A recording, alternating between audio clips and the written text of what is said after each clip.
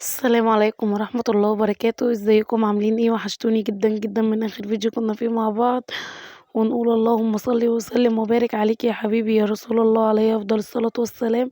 لو أول مرة تشوفيني معاكِ أختكم أم كرمة صاحبة قناة ماما وكوكي، ما تنسينيش بلايك واشتراك في القناة عشان يوصلِك كل جديد. قناتنا حلوة وخفيفة وسريعة، خدي لفة فيها هتعجبِك أوي.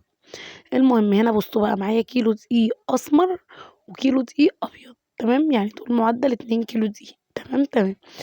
نزلت عليهم بمَيّة دافية، معلقة سكر، نُص معلقة ملح، إيه تاني، باكيت خميرة فورية، تمام كده، تمام. هابتدي بقى أشرّب الدقيق بتاعي المَيّة كده زي ما أنتم شايفين، وبعد كده هابتدي أستعمل إيدي، بس بعد ما أحس إن العجين شرب يعني إيه، حبّة من المَيّة، تمام، تمام. المهم زي ما قُلت لكم معلقة سكر، باكيت خميرة فورية، ربع معلقة ملح، تمام كده، معدننا سهلة وخفيفة وسريعة. وهابتدي بقى أعجن لحد ما إيه، ما أحس إن العجينة بتاعتي طرية كده ولينة وأعرف أشتغل فيها، تمام. طبعًا كنت بازوّد المَيّة حبّة بحبّة عشان خاطر ما يطراش منّي وعاوزة أزوّد دقيق تاني وكده، حبّة بحبّة وأعجن، أحس إن هي عايزة مَيّة تاني أزوّد تاني. كده، وفضلت على هذا الحال لحد ما لمّيت العجينة معايا زي ما أنتم شايفين كده. سيّحت معلقتين سمنة ونزلت بيهم، زبدة متوفّر عندِك زبدة حُطّي، متوفّر عندِك زيت في العجينة بتاعة النهارده دي حُطّي، تمام، حتى لو طلعت ناشفة عجينتنا حلوة. لمّيتها بقى كده وهاسيبها تختمر وتعالوا نشوف بقى معانا إيه تاني. كزبرة كده بقى إيه، كزبرة ماشي، وبصل بقى كتير وفلفل spicy ولحمة مفرومة، ده إحنا هنعمل إبداع النهارده يا جماعة. حطيت كده الخضرة بتاعتي بعد ما كنت غاسلاها ومقطعاها وغاسلاها، وحطيت كمية البصل اللي معايا، تمام، ده كان حوالي هنقول مثلًا إيه نُص كيلو بصل، ب5 جنيه خضرة، تمام، قرنين فلفل spicy. بس أنا ما خدتش الخلطة دي كلها، الخلطة ديّة لقيتها ياما جدًا على اللحمة لإن كان معايا نُص كيلو لحمة بس، لأ كان معايا نُص كيلو، كان معايا كيلو إلا ربع من اللحمة، افتكرت، كيلو إلا ربع من اللحمة، فلقيت إيه إن الكمية دي ياما، فأخدت نُصّها بس، تمام، وشِلت نُصّها، يبقى هنقول إيه، كيلو إلا ربع من اللحمة، عليه نُص بصل، عليه ب5 جنيه خضرة، عليه قرنين فلفل. تعالوا بقى لبهاراتنا، ملح وفلفل وبهارات حواوشي، وال7 بهارات تكون فيها جوزة الطيب، تمام، و وسِنّة كمون لو عندِك وبس على كده، ملح وفلفل وال7 بهارات وبهارات حواوشي وسِنّة كمون، أهم حاجة بلحية جوزة الطيب. بُصّوا باوريكم الزيادة اللي أنا شِلتها دي حطيتها في الفريزر، وهنا عصّقت اللحمة بتاعتي لحد ما عجنتها وكل حاجة امتزجت مع بعضها. جِبت بقى العجين بتاعي زي ما أنتم شايفين بعد ما اختمر وبقى جميل إزاي. طبعًا أنا كنت عاجنة الساعة مثلًا هنقول مثلًا 14:30 قبل النور ما يقطع، واشتغلت لمّا النور جه كانت الساعة 5، إن أنا النور بيقطع عندي 3 بييجي 5، فأنا عجنت قبل ما النور ما يقطع عشان العجينة بتاعتي تاخد راحتها في الخميرة كده، وتختمر براحتها وترتاح براحتها، واشتغلت بعديها بساعتين، تمام، تمام.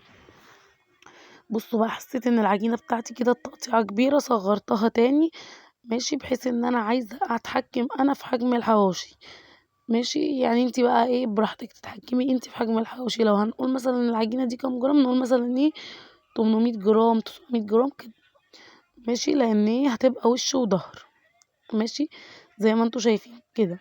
ونقول اللهم صل وسلم وبارك عليك يا حبيبي يا رسول الله عليه أفضل الصلاة والسلام. هنا بقى كنت قطّعت العجينة بتاعتي كلّها زي ما أنتم شايفين، وكنت عايزة أعمل اختراع. إيه هو بقى الاختراع؟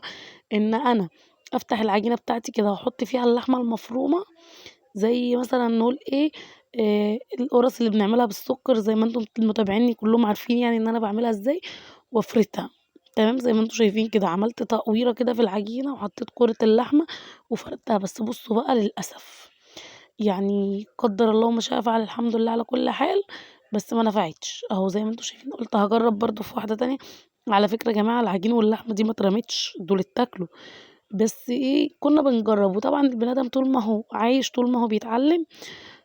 زي ما أنتم شايفين بُصّوا برضه أهو هتفتح منّي برضه، لأ دي ما فتحتش. المهم إن أنا عملت 4، تقريبًا 3 فتحوا أو 2 فتحوا 2 ما فتحوش، فبس ما عجبتنيش، قُلت لأ مش هاكمّل كده.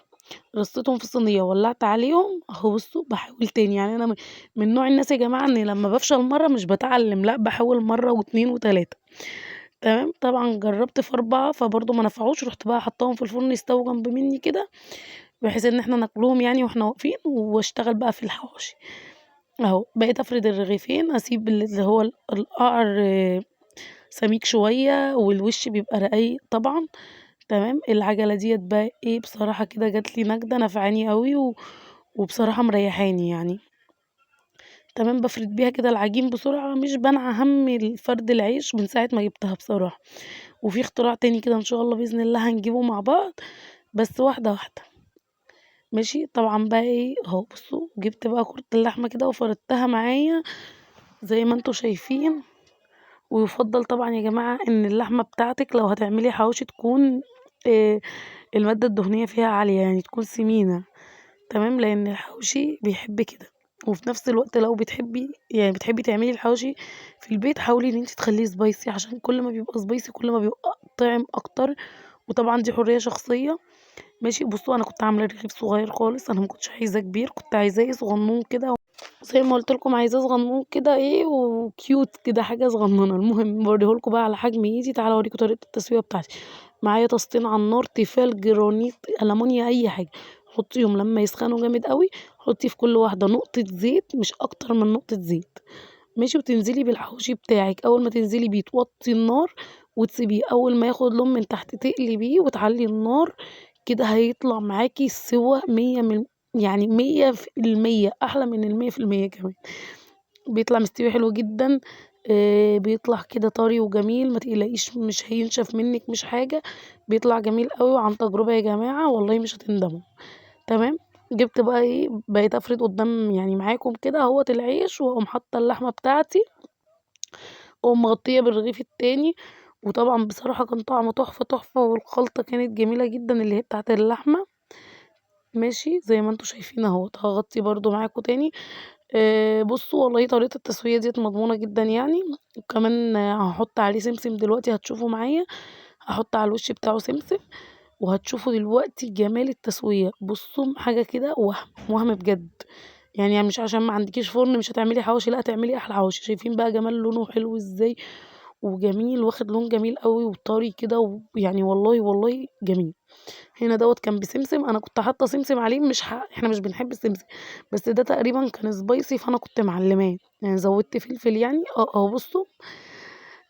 كنت مزوّدة فيه الرغيفين اللي فاتوا دُولة فلفل زي دوّة كده، عشان أخلّيه spicy زيادة عن اللازم، وفي نفس الوقت عندي أطفال. الطريقة دي كانت حلوة أوي وخلّيته معايا spicy وجميل، وفي نفس الوقت علّمته بالسمسم عشان الأطفال ما يتلخبطوش فيه. وكان طعمه حلو جدًا بألف هنا وشفا طبعًا للي كان ليه نصيب ياكل حاجة من الأكلة الحلوة ديّة. المهم طريقة التقفيل زي ما أنتم شايفين ساعة باكتّر دقيق في الأول، بس بعد ما بيتفرد معايا ما باحطش دقيق ياما عشان أعرف أقفله، لإنه لو عليه دقيق ياما مش هيقفل.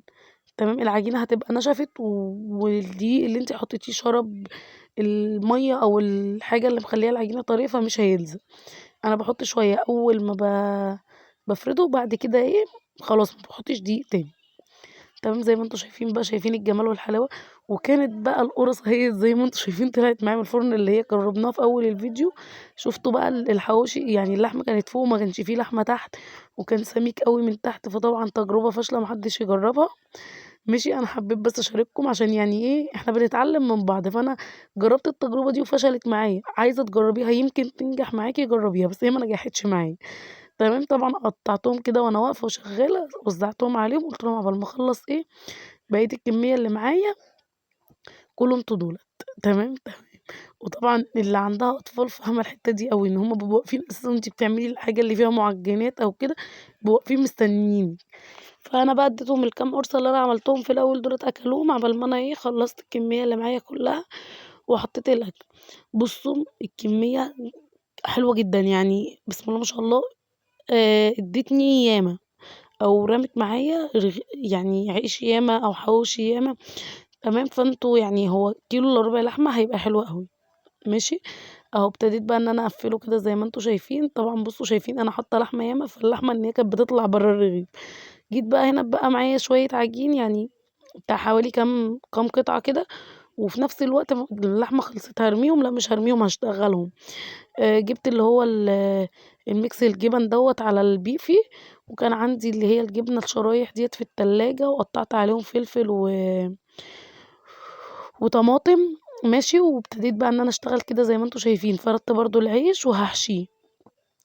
بُصّوا صدّقوني كمان اللي هي العيش اللي بالجبن ده كان أحلى بكتير من العيش اللي باللحمة، مش عارفة هتصدّقوني والّا لأ، بس والله كان جميل جدًا، ويمكن كان أحسن من العيش اللي باللحمة، وعملت برضه فيه spicy وعملت فيه عادي. بُصّوا كان فاضل حتّة لحمة صغيّرة جدًا، فمش هتنفع تتحط في رغيف ولا في قرصة، فهاعمل إيه، هافردها تحت كده وأقوم حاطة mix من الجبن اللي معايا. حُطّي بقى أي جبنة عندِك، جبنة مثلثات، جبنة شيدر، جبنة رومي، أي جبنة عندِك، أي لانشون، بواقي التلاجة، أي حاجة من دي ممكن تعملي بيها إيه، الخلطة دي كده.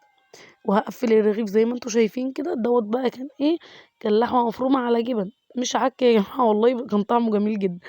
بس أكيد لا هاحط حتّة اللحمة دي في الفريزر ولا هارميها حرام، فأنا استغلّيتها. بُصّوا قفّلتها بقى كده وبرضه نفس الطاسة سوّيت فيها، لا اتقطع ولا اتخرم ولا أي حاجة هتشوفوه معايا دلوقتي. هنا بقى إيه، قُلت كان عندي كاتشب، قُلت هاجيبه أحطه أرضية كده وأقوم راصة بقية الخضار عليه برضه هيدّيني طعم حلو جدًا في العيش. طب ما طرّاش معايا العجينة، لأ ما طرّاهاش لإن أنا طبعًا الطاسة عندي شغّالة، فالرغيف اللي باخلّصه باحطه على طول. أهو بُصّوا حطيت بقى شرايحين من الجبنة دي، الجبنة دي جميلة جدًا برضه، كانت موجودة عندي في التلاجة فقُلت هاحطها. ماشي، وبألف هنا وشفا للي كان ليه نصيب ياكل حاجة من الأكلة الحلوة دي.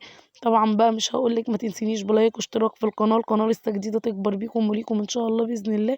يا رب تكونوا بتستفادوا من فيديوهاتي، ولو بتستفادي من فيديوهاتي بفكرة واحدة بس، ما تنسينيش بلايك حلو زيِّك.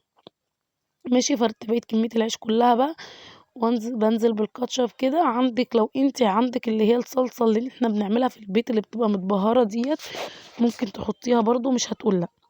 بُصّوا هنا بقى كنت عايزة أخلّيه spicy فزوّدت فلفل أنا إيه، اللي هو أنا الحراق اللي أنا إيه، شغّالة بيه دوّة، تمام. عشان نرضي الكل طبعًا أنتِ لازم بدل واقفة في مطبخ وبتعملي، لازم ترضي الكل كبير وصغير، تمام، وربنا بقى يراضيكِ أنتِ. بُصّوا بقى شايفين بقى السِوَى والجمال والحلاوة. طبعًا ده الفلفل اللي هو الspicy اللي أنا كنت معلّماه، والله كان شوية حواوشي بالهنا والشفا. اصبروا كمان هنفتح رغيف من اللي هو الجبن مع بعض، وهنفتح رغيف من اللي هو اللحمة مع بعض، وهتشوفوا الجمال والحلاوة كانوا وهم. بُصّوا سُخن لسه منزّلاه من على النار، شايفين بقى الجمال والحلاوة والألوان الحلوة. طبعًا والله يستاهل لايك، والله كفاية إن أنا اتلسعت كذا مرّة استاهل لايك يا جماعة، حطّوا لي لايك بقى، تمام. أهو بُصّوا شايفين بقى تحفة، تحفة، تحفة كده فنية وريحة وطعم. بُصّوا مش قادرة أوصف لكم، ألف هنا وشفا للي كان ليه نصيب ياكل حاجة منها طبعًا. ودوّة اللحمة أهوّة ماشي، برضه هافتحه معاكم. بُصّوا أهو زي ما أنتم شايفين كده باورّيكم، سُخن، سُخن يا جماعة لسه منزّلاه من على النار. المهم بالهنا والشفا اللي كان ليه نصيب ياكل حاجة من الأكل الحلو دوّة. يا رب الفيديو يكون خفيف على قلبكم، ويا رب يعجبكم، ويا رب أنا أكون خفيفة على قلبكم. وزي ما قُلنا ما تنسونيش بلايك واشتراك في القناة، القناة لسه جديدة تكبر بيكم وليكم إن شاء الله بإذن الله.